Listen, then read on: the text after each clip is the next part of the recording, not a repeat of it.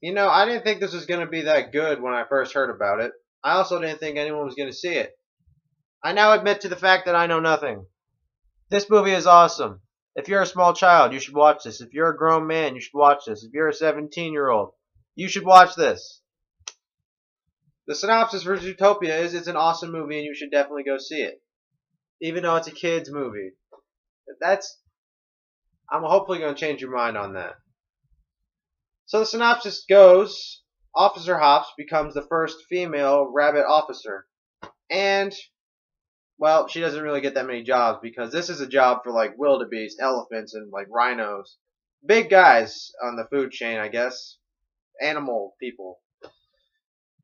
And she gets this one particular case that no one can solve. Where did this otter go?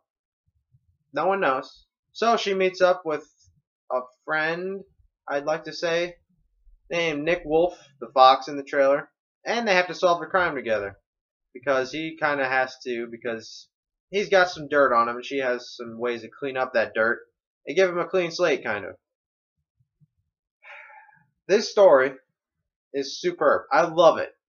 It's it's not just a kids movie that's going to be like, "Oh yeah, that's definitely for kids." No, no, no, no. It's a bit more complicated than that. It's actually very well written. And not only is it original, I mean, I've never seen a movie where animals basically take up what happens if humans never existed. This is basically what happens if humans didn't exist and animals evolved. That's basically what this is. Great concept, for one. Points awarded to that. And it's a great cop buddy kind of movie thing.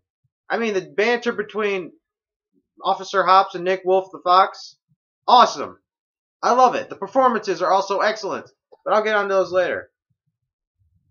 This story is it's not for kids. It's for kids, but you'll get it as an adult and you can also appreciate it as an adult. I mean, it's very well written. Disney has a way of making mature kind of kids movies. I don't like calling them kids movies. This is a kids movie. Anyone could really watch this unless you hate Disney with a passion and enjoy it. I did. As I said, I thought I'd hate this. Ah, no, no, no, no. This is way better than Frozen. I personally am not a fan of Frozen, but this I can seriously dig. I've watched this over and over again. It's kind of like Inside Out.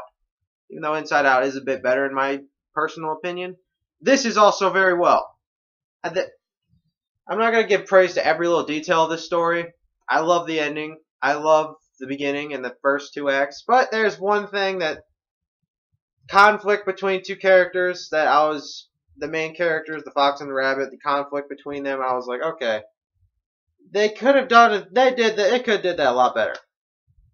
They resolve it, obviously, but it's not that good. It just feels like they kind of needed a conflict for the two characters because, oh, we need this in all of our movies. I did not like that. The reason I'm not giving this a 10 because of that. But overall, I love this story. Honestly, a perfect story for anyone to watch. A movie for all age groups that's a kids movie. So now I can get all these performances. Wow. I mean, just the voice actress for Officer Hops, hold on, it's coming back to me. Jennifer Goodwin. Great. I have no idea who she was. I looked her up a bit, and apparently she's like a TV actress. Why? She's perfect.